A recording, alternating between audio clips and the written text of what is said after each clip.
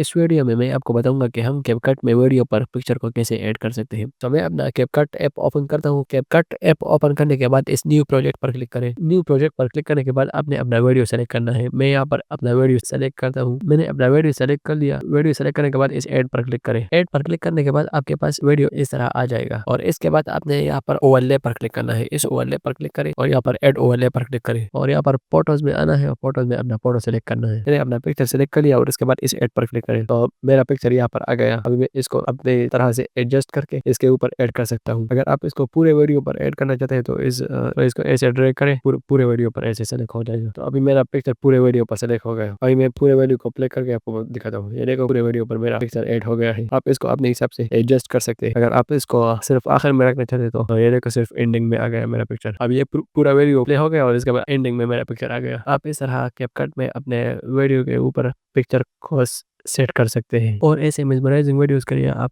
Channel में subscribe कर सकते हैं।